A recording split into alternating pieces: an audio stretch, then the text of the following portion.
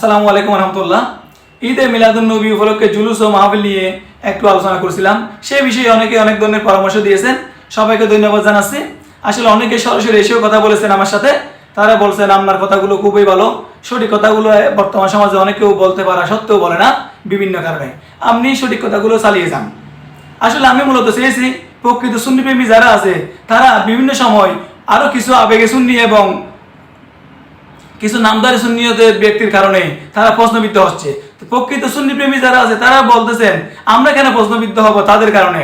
অনেক সময় দেখা যায় এই বিভিন্নভাবে জুলুসে আসার সময় বিভিন্ন ধরনের ডিজে গান বাজনা করে এবং অনেকে দেখা যায় যে রাস্তায় দাঁড়িয়ে থাকে, বিভিন্ন ধরনের মন্তব্য অনেকেরই আছে। তো এগুলো নিয়ে প্রকৃত সুন্নিপ্রেমীরা মূলত প্রশ্নবিদ্ধ হয়। তাই আমরা চাই সংস্কার হোক।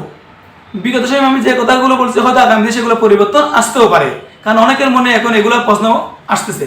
তো যা হোক, আমরা চাই আপনি যেই কাজগুলো করলে মূলত আপনাকে প্রকৃত সুন্নি করবে, আপনি অন্তত সেই কাজগুলো যতটুকু সম্ভব আপনি করেন, তাহলে মূলত আপনি নিজে একজন প্রকৃত সুন্নি দাবি করতে পারবেন। কারণ আপনার মূল উদ্দেশ্য হচ্ছে রাসূলের আদর্শগুলোকে বুকে লালন করা। তো সেই হিসেবে আমাদের যেভাবে এই জুলুস পালন করলে রাসূল সাল্লাল্লাহু আলাইহি ওয়াসাল্লাম খুশি হয়, আমাদেরকে সেভাবে কিন্তু জুলুস পালন করতে হবে।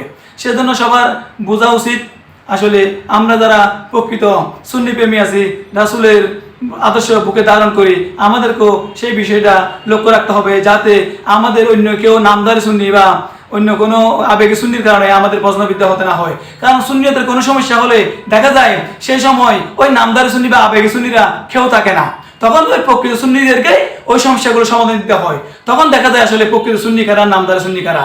আজকে হয়তো অনেকেই অনেক ধরনের কথা বলে যায়। যাই হোক, আল্লাহ সবাইকে বুঝার তৌফিক দান করুক, আমিন।